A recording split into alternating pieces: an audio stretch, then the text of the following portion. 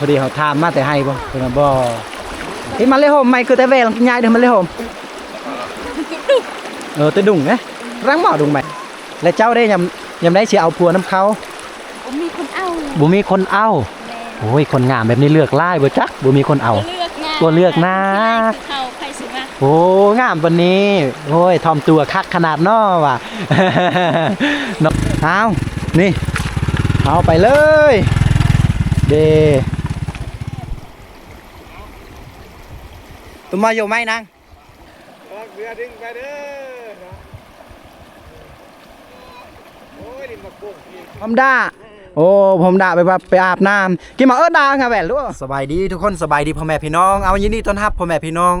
เข้าสู่2คมสินลึงสินเคยในแรงวันนี้คมอยู่ที่ชนบทเมืองโตยแขวงสารวันสินเก่าสินเคยทุกคนในหมู่บ้านแห่งนี้จะเป็นหมู่บ้านโจเก่าเมืองโตยแขวงสารวันและสิมีภาษาจะเป็นภาษาปะโกะและภาษาตะโอยที่ปนกันได้และในวันนี้เฮามา2คนแล้วก็โดนที่ทีมงานเฮาบ่ได้ไปนำกันก็คือ FM วิทยุไทยบ้านได้ส่วนไลน์ในซอง YouTube ในโซเชียลเฮามักเอิ้นว่า FM วิทยุไทยบ้านในมื้อนี้เฮาก็ได้มีโอกาสไปนำกันก็โอ้ยดีอกดีใจหลายๆที่ได้ไปนำเพิ่นโอ้หลายเดือนก็เป็นปีบ่ได้ไปนำกันทุกคนนะเฮา2คนก็มีแต่ว่าไปไผไปมันไปเนื้อไปไตก็บ่ได้พอกันเลย1มากับ2พ่อใหญ่เพิ่นก็คือพ่ออสิหอมก็บ่ได้ไปนำกันแม้แต่2เบาคุยจะเป็นน้องชายคมเองแล้วก็เติมคนด้อยก็หลายคนคอมเมนต์เนาะในYouTube ว่าให้ไปนำกันกับเติมคนด้อยแน่คือม่วนนำกันพวกเจ้าไปเข้ากันไปกับ FM วิทยุไทยบ้านก็เข้ากันพวกเจ้าไปนำกันต้องขอบอกขอบใจทุกคนที่เป็นห่วงเป็นใยอยากให้ไปนำกันเอาในมื้อนี้เฮา2คนได้ไปนำกันแล้วก็ลุยน้ำลุยฝนนี่แหละเส้นทางความมันยากก่อนจะถึงหมู่บ้านเพิ่นทุกคนไปนำกันเลยเฮาทุกคนวันนี้โอ้เส้นทางกะเขาเบิ่งมันคือสิเลิกแต่บ่เลิกได้บ่ซ้ำกับเฮาไปทางตะโอยอยากเลิกกว่าแต่ทางนี้ก็โอเคอยู่นี่แต่ว่าอยู่ใต้น้ำก็ยากได้ไปได้อยู่รอดนี่ไปเลยว่าบุขึ้นบ่เฮ้ยทีมงานเพิ่นว่าสิย่างบ่กล้าขึ้นยัดเจ็บตูดว่าซั่นนี่อ้าว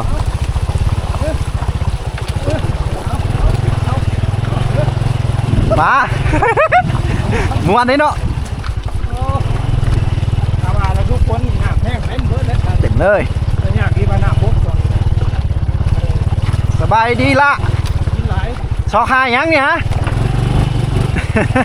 หยอกเด็กน้อย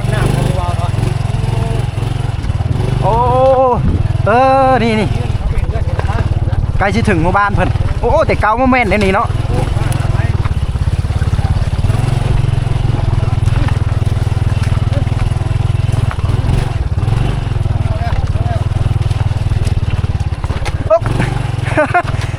ทุกคนเส้นทางนี่ทุกคนอาจจะเคยผ่านเคยไปแล้วคนเล่าเฮา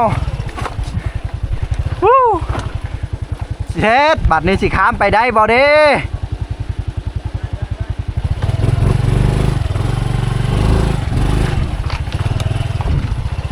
ถ้ามันต่ำได้สมมติว่าจากรถเฮานี่ต่ำก้อนหินนี่แล้วเลยพอดีมันซอเงินเลยบัดนี้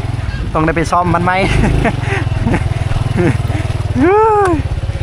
ดูได้ทีมงานเฮาจนโบกาขึ้น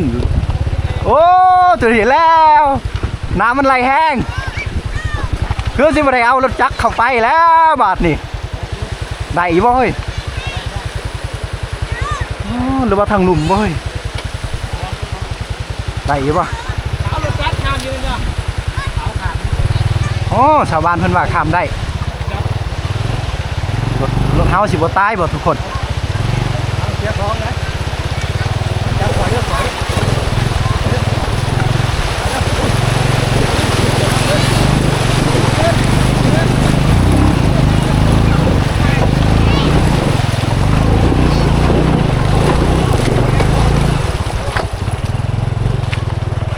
หลอดเชย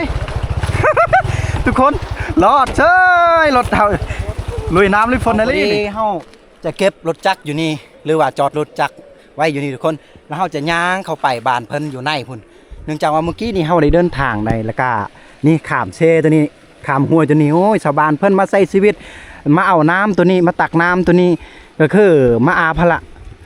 ตักน้ำกินน้ำใส่ก็น่าจะอยู่ในผุ่นใดอันนี้จะเป็นน้ำที่ว่าสะดวกมันไหลบุขาดสายเลย บางคนก็มักง่าย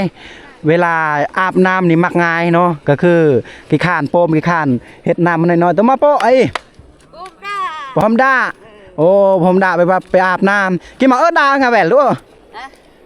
งาแหวนลูกเกี้ยวด่าโอ้หอยเก๋งัดได้อยู่หอยเก๋โอ้พอดีเขาถามชาวบ้านเพิ่นว่าเป็นหยังคือมานี่บ่มีน้ำบ่อยู่ไหนเพิ่นว่ายามมันมาก็มาบัดยามมันบ่มาหรือว่ามันแห้งแล้งก็แห้งแล้งเอาจะเป็นยามบ่ซั่นซะน้ำอยู่ในพุ่นเอ้าตอนนี้เฮาก็เข้าไปแล้วเนาะเพื่อจะเก็บบรรยากาศให้ทุกคนได้รับได้ชมตอนเดินทางเข้าไปในนะให้ทุกคนได้รับได้ชมได้เบิ่งได้เห็นวิถีชีวิตจึงนั้นเฮาสิได้กลับมาทางนี้คือเก่าเฮาบ่ได้ออกเมื่อทางพุ่นได้นี่ก็ไกลๆนึงเนาะอันน้ำชาวบ้านเพิ่นแต่เฮือนเพิ่นมาเอาน้ำหรือว่ามาอาบน้ำอยู่นอกนี่วิวนี่ให้ได้เลยทางนี้ได้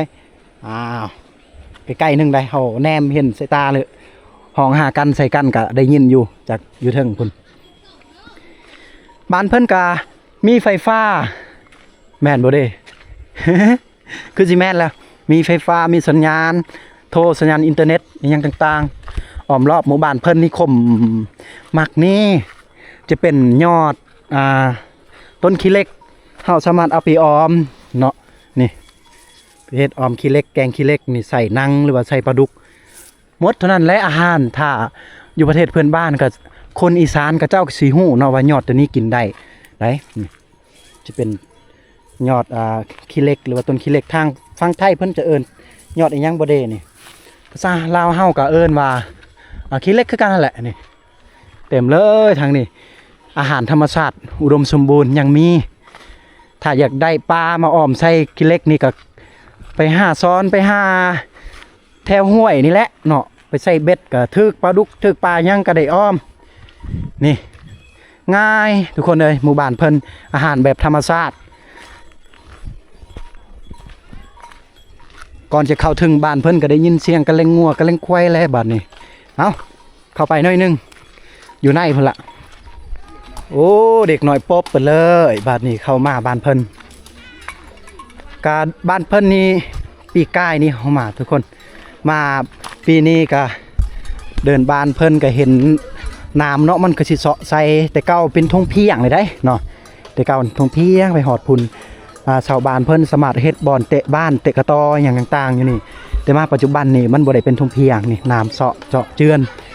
นี่ไปตามยุคไปตามสมัยไปตามปีตามเดือนเฮ็ดอีหยังมันลูกกุกกิกอยู่นี่ก็ได้ยินเสียงอึกกระทึกคึกคองแท้โอ้ยว่าnhà trô ngà trộn tới đó ô ta trộn hay ven loa nha โอ้พี่น้องทางบ้านตุงโก้งเพิ่นกะสิขามไปเยี่ยมไปยามพี่น้องอยู่บ้านโจเก่าไปใช้ล่ะเมื่อบ้านโอ้จุดเด็กหน่อยพุ่นเพิ่นสิเมื่อบ้านอยู่ตุงโก้งระหว่างบ้านตุงโก้งกับบ้านโจเก่านี่อยู่นี่แหละอยู่ต่อหน้าเลยนะทุกคนเลยเวลากระเจ้าไปหามาสู้ตรงในข้ามน้ำข้ามเซข้ามตัวนี้แหละนะโอ้เดินทางกับลูกเนาะเอานี่เอาไปเลยเดนี่คือวิธีชีวิตหมู่บ้านเพิ่นระวังการไปเยี่ยมยามตามข่าวไปหาญาติพี่น้องทุกคนเลย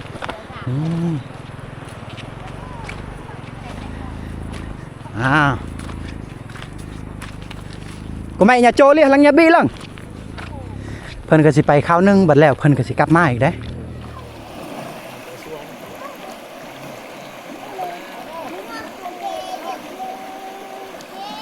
ใช่ล่ะคุณเจ้าใช่ล่ะนี่แหละครบแล้วไปป่าระวังเสือเด้อระวังเสือดึงไปไหนระวังเสือดึงไปเด้อโอ้ยดินบักบุ้งพี่ข้าวได้ก่อน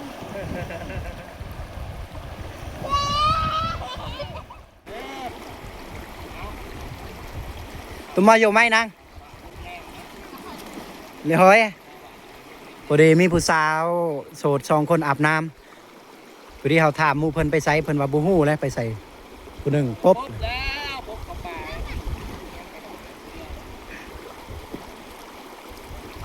เย็นปะเย็นปะ เย็น ไปอยากอาบน้ำเพิ่นเด้คือสิเย็นปะ แต่มาอย่าโจด้วยน่ะ เป็นหม้อ แต่ไม้ อ่ะเป็นมาเตเว อันนั้นก็เกิดกับผมไหมเลยพอดีเขาถามน้องมาแต่ไซเมื่อกี้คนมาบ่ได้มาแต่ไซอยู่บ้านนี่แหละแล้วอย่าโจจะไปได้เด้อเต้ เอ้า พอดีเขาถามมาแต่ให้บ่เพิ่นว่าบ่ที่มันเลยห่มไม่คือแต่แวลงยายเด้อมันเลยห่มแต่ดุ่งนะรังหม้อดุ่งใหม่พอดีเขาถามว่าเฮาเลาะบ้านเจ้าคือบ่เห็นเจ้าเพิ่นว่าเฮาก็อยู่เฮือนเฮาว่าโอ้ยเลาะหมดแล้วเฮือนเจ้าก็ยังบ่เห็นโอ้ย ไปใช้ละหมู่เจ้าไปใช้น่ะเข้าป้าแล้วเพิ่นอ้ายบ่ อายเจะสินค้า เอ้ยอายเฮาสัมภาษณ์หมู่เพิ่นโอ้ยสร้างหวาเนาะคือบ่อาบน้ำก๊อกอยู่บ้านบ่คักบ่ บ่มีน้ำมันขาด น้ำมันขาดเอ้าแต่ละครอบครัวบางทีก็มีเด้ เป็นน้ำมันขาดโคน น้ำขาดเคินแต่ว่าอยู่นี่สบายเลยเนาะอายุจักปีแล้วเฮาน่ะ 16 ปี 16 ปีโอ้16 ปี มีผู้บ่าวแล้วบ่ บ่มี บ่มีตัว แม่นแท้บ่ เอ้ เอาโมงเจ้าน้ำบ่เข้าบ่ แม่น บ่เข้าโอ้โมงของแท้เนาะ เฮ็ดได้เฮ็ดได้ให้น้ำเข้าโมงได้ก็บ่เข้าเนาะเอ้ยอายสิอาบน้ำอยู่นี่ได้บ่อาบน้ำเจ้าได้บ่ได้โอ้ เมื่อกี้บ่แม่นน้องเจ้าบ่พูดปบพูนปบเมื่อกี้น่ะขึ้นเทิงบ่แม่นน้องบ่ บ่แม่นหมู่แต่เราอายจัง อายกองหน่อยนึง แม่น เฮ็ดได้เจ้าคือบ่อายเคยเห็นเฮาบ่จักเนาะเคยเห็นอายบ่เคย บ่เคย บ่เคยทางเพศก็บ่เคยเห็นแฮะเอ้ยอายบ่ดังแล้วเจ้าบ่เห็นเลยเฮ้ย เย็นบ่นั่งเย็นบ่เย็นอยู่เนาะระวังปีงเด้อถ้าเจ้ามุดเข้าบ้านระวังปีงเด้บ่ย่านปีงบ่บ่ย่านโอ้โหสุดยอดเนาะโอ้ยเด็กน้อยก็แซวน้องเจ้าบ่แม่นบ่แม่นน้องสิเป็นญาติพี่น้องเนาะลูกลุงลูกอ้าวเนาะสุดยอดเนาะ หมู่คอยมันอาย หมู่เจ้าอ้ายแล้วเจ้าสิทาหมู่เจ้าเลยบ่อ้ายก็สิทาอยู่นี่เลย จนหมู่เจ้ากลับมาอ้ายสิทาอยู่นี่ล่ะทาได้บ่อ้ายสิมื้อเฮือนเจ้าได้บ่ได้บ่สิมื้อนำกันโอ้ยเป็ดตาอยากมาอาบน้ำเจ้าได้เนาะทุกมื้อได้เนาะล่ะเนาะFC เวลาก็เจ้าเห็นเจ้าอาบน้ำแบบนี้นี่โอ้อยากมาแล้วอยากมาเบิ่งคนงามอาบน้ำโอ้ระวังปิงเด้อบ่มีบ่ บ่มี บ่มีปิง ที่มันเป็นโอ้บ้านเจ้าบ่มีโอ้ยเด็กน้อยข้างๆเฮาทุกคนเลยเต็มเลยเด็กน้อยนี่เอาเจ้าโสดแท้บ่ แท้ แท้โอ้มักอยู่บ่ผู้บ่าวสิสอกให้มักตัวตีแท้บ่ แท้ เพิ่นว่ามักผู้บ่าวอยู่ได้ถ้าเฮาสอกได้ถ้าสอกได้ก็สิสอกให้จะดอกพูนอาบน้ำทางเทิงสูดพุ่นก็แม่นผู้สาวอีกบ่เทิงพุ่นผู้สาว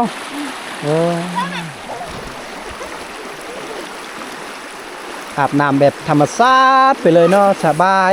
ยนี่แหละถ้าเฮามีน้ำเสแบบนี้ก็อาบแบบทันใจทุกคนมุดไปเลย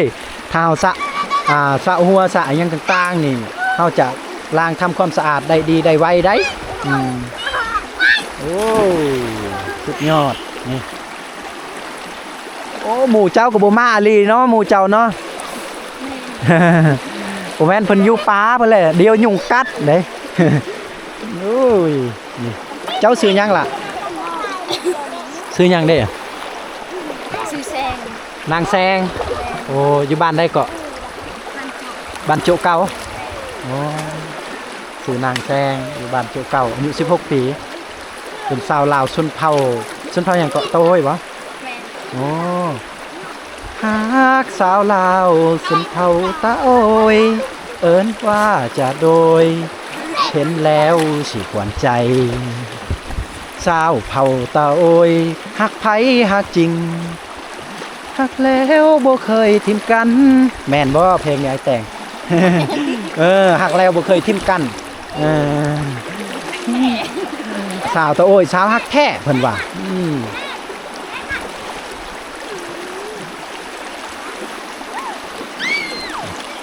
มุดไปเลยโอ้เจ้าก็เคยดำแบบดำน้ำยิงปลาบ่เคยแบบดำน้ำเอาปูเอาปลาเอาห้อยอย่างก็เคยบ่ใส่หน้ากากอย่างบ่เคยแต่ว่าไปซ่อนกุ้งซ่อนปลาซ่อนห่วงอย่างเคยเนาะเฮ็ดนี่ยังมีนามีกุ้งมีปลามีห้อยยังต่างๆบ่หนังมีบ่ มี โอ้ยังมีเซยแมลงไปบ่ไปซ่อนกุ้งซ่อนหอยไปบ่ ไป โอ้ พอได้กินเนาะพอได้ต้มเนาะพอได้แกงพอได้ออมถ้าไปแล้วไอ้ที่ชวนผู้บ่าวไทยผู้บ่าวต่างเมืองต่างแขงมาเมื่อแรงได้บ่มาซ่อนกุ้งซ่อนปลาได้บ่ได้โอ้ ตาสะอ่อนเนาะน้ำบ้านเฮาคือสิมีตาสิมีปลามีกุ้งอยู่เนาะนางเนาะก็พอได้กินอยู่ถ้าดุเนาะ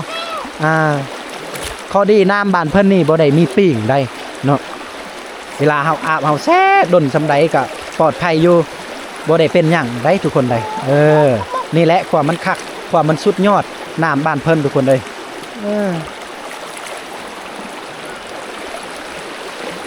บ่แม่นหมู่เจ้าขึ้นเทิงพุ่นบ่ล่ะยังอยู่นี่ แม่นแต่เราอาย อายแล้วออกมาเด้อนางเด้อเจ้าอยู่ป่าอยู่ดงออกมาเลยเด้อ ไอ้ขึ้นว่าเราขึ้นเทิงพุ่นแล้วแต่ว่ายังอยู่นี่อีกหมู่เพิ่นแฮะไอ้ต้องเฮ็ดแนวใดบัดนี้หมู่เจ้าบ่ออกมาบ่ฮู้เนาะเจ้าก็สิท่าจนฮอดหมู่เจ้ามาบ่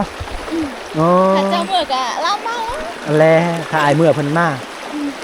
หรือว่าย้อนน้ำหน้าตาอ้ายขี้ร้ายบ่จักเนาะบ่ฮู้คือกันเรื่อง แต่สิ่งคอยที่ไลก็อาย ว้าวคนขี้ลายสำใดน้องกับบ่อายคนล้อแหงดีโอ้คนมีน้ำใจแห้งคัก แห้งม่วนเลยเนาะคนมีน้ำใจอ๋อคนลมดีปากหวานแห้งคักเลยหวานเจี๊ยบ วู้ คักได้น้องเพิ่นก็บ่ได้อายบ่ได้ขี้คุยอยู่ไสล่ะเฮือนเจ้า กับบ่คิดคุย งามแล้วเนาะอยู่ไสล่ะเฮือนเจ้าไอ้คือบ่เห็นว่าเฮือนอยู่ไสอยู่ระหว่างบ่อนใดเด้อยู่ระหว่างบ่อนใดเด้เฮือนเจ้าสมมุติว่าเฮาขึ้นเนาะเบิ่งนี่เฮาขึ้นตัวนี้เนาะแล้วอยู่เบิ่งขวามือบ่หรือเบิ่งอย่าซ้ายมือซ้ายขวามือเบิ่งนี่บ่โอ้บ่แม่นอันน่ะอ้ายเคยไปถ่ายตะกี้อ้ายชื่อบ่ได้มีผู้สาว2คนบ่แม่นบ่เจ้าบ่เคยมีไผมาถ่ายเทื่อมาสัมภาษณ์เทื่อเราสองคนอยู่คนเข้า แม่นบ่ โอแม่น โอ้เจ้าเห็นเนาะตอนนั้นอ้ายมาเนาะไปบ้านเจ้า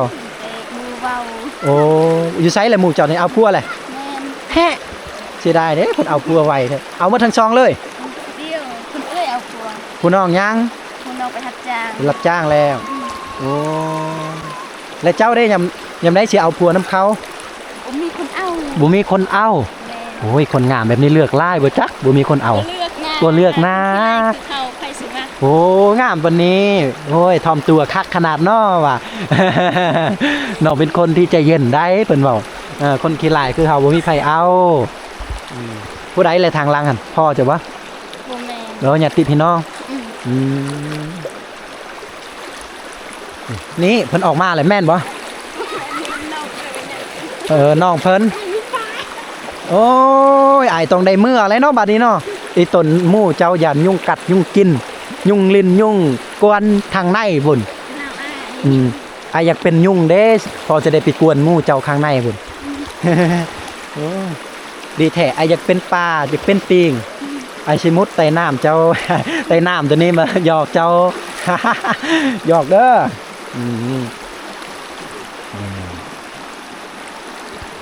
อยู่เฮือนเจ้าผู้ใดเฮ็ดกินล่ะเจ้าบ่หรือว่าพ่อแม่ แม่ แม่เจ้ามีเอื้อยไผ่บ่ เนาะ เจ้ามีเอื้อยไผ่บ่ บ่มี บ่มีเจ้าเป็นลูกกกบ่โอ้ลูกกกเอกน้องเจ้าจักคน 2 คน 2 คนผู้ชายเบิดผู้หญิงเบิด ผู้ชาย2 ผู้หญิงบ่มีผู้หญิง2โอ้ไอ้น้องกัน5คนกับเจ้าโอ้พอดีเจ้าเป็นลูกกกอายุ16ปียังบ่ทันได้สร้างขอบสร้างครัวแต่ถ้าหากมีคนมักคนฮักกับก็อยากสร้างน้ำหมู่อยู่เนาะ จะมีใครเอา โอ้ยเพิ่นว่าถ้ามีคนเอาก็อยากสร้างขอบสร้างครัวน้ำหมูน่าเดี๋ยวมีแล้วจักหน่อยผู้บ่าวติดต่อมาเลยส่วนไลน์ FCI ก็เจ้าเบิ่งนี่ก็เจ้าว่าโอ้ยบ่าวคมติดต่อสาวลาวให้แน่เฮ็ดได้แหละเพิ่นบอกใครติดต่อได้บ่ ไอ้ ได้บางทีก็คนต่างแขวงเด้ต่างเมืองเพิ่นว่าติดต่อเช้าเมืองตะโอยให้แน่ไอ้คมให้แน่น้องคมจังซี่ก็ติดต่อให้เขาได้อยู่บ่ล่ะยันมีเจ้ามีเจ้าของเลยติดต่อบ่ได้เด้ บ่มีเจ้าของ บ่มีเจ้าของน้องคนงามบ่มีเจ้าของอ้ายมาจองได้เด้อโอ้ยเสียงกระเพาะขนาดเลยเมื่อกี้ลืมเลยสาวหยังเกาะน้องหยังเกาะ สาวแซง แซนเนาะ แซง โอ้สาวแซงโอ้ยสาวแซงสุดยอดอาบน้ำยามแรงเหมาะกับบรรยากาศยามแรงๆเลยได้ตะเวนพอดีเริ่มมืดนี่เบื้องทางเทิงคุณทุกคนนี่จะเป็นเดือนดาวได้เดือนกำลังงามๆมื้อนี้แจ้งสว่างเลยสุดยอดเลยท้องฟ้าสดใสใจคนก็งามเฮ้ยเจ้าบ่ฟ้าวเมื่อบ่ตอนนี้นะบ่ฟ้าวเทื่อ ถาหมู่ อีกโอ้ยหมู่นี่ มั นะ นอาย หมู่เจ้าอายแท้อายวาเนาะเราอายจะสุภาพ อายเฮาสัมภาษณ์น้องแสงเอาเทื่อหน้าถ้าอายได้ไปบ้านเจ้าจะอย่าอายเด้อถ้าอายทักทายสบายดีเจ้าเฮือนหลังใดเด้เฮือนเจ้าอายบ่ฮู้เทื่อ คนเรากินเหล้าแล้ว บ่อนคนกินเหล้าเมื่อกี้นี่กินเหล้าคนแบบหลายๆหั่นบ่หรือว่าเราอยู่ทำอิฐพุ่นเราอยู่ลุ่มพุ่นเพื่อนเจ้าเลยบอกเขากินเหล้าบ่อนอายสัมภาษณ์กับเจ้ากินเหล้าเจ้าเห็นอายบ่เมื่อกี้นี่เห็นแหะบ่เห็นอ้าวอายจนเสียงอึกกระทึกใส่เสียงดังฟังซัดอยู่หั่นยังบ่เห็นเอาน้องแสงโอเคอายุ16ปีเด้อพอดีเฮาไปเขตชนบทเลยเห็นกระเจ้าได้ทุกคนกำลังมาอาบน้ำมาสัมผัสกับน้ำทรายเซรามั่งตัวนี้ได้งามอลีได้สาวชนบทโอเคอาจจะได้เมื่อก่อนเด้อลาเด้อมาหน้าไอ้มาเยี่ยมยามตามข่าวเจ้าอีกเด้อโดยเอาโชคดีเด้อล่ะนี่พอดีเริ่มมืดทุกคนนะเฮาอยากตามติดวิถีชีวิตน้องเพิ่นหอดเฮือนหอดซานแต่ว่าอากาศมันเริ่มมืดแล้วก็ยานว่าเฮาก็ยังสิกลับไปเมืองไปพุ่นแหละไปหาบ่อนพักบ่อนเช้าก็ยังยุ่งยากนะตอนนี้พอดีเครื่องของเฮาพุ่นแหละเฮาก็ปะอยู่เมืองพุ่นแหละพอดีไปนำกัน2คนเด้อพอดี FM วิธีไทยบ้านเราไปแหละอันนี้แหละการเดินทางของทีมงานเฮาเวลาไปถ่ายทำไปถ่ายทอดนี่ถ้าว่าน้ำหรือว่าฝนตกฝนตกหนักประมาณมืดมือนี่น้ำตัวนี้ขึ้นแห้งเลยชาวบ้านเพิ่นบ่สามารถข้ามไปทางนี้ไปหามาสู่บ้านตุงโกงได้จะตรงกันข้ามเลยได้ไปทางนี้ก็จะเป็นบ้านตุงโกงอยู่นี่แล้วก็ออกมาพี่เนาะนี่ตัวนี้ก็จะเป็นบ้านโจ๊ะเก่าเนาะ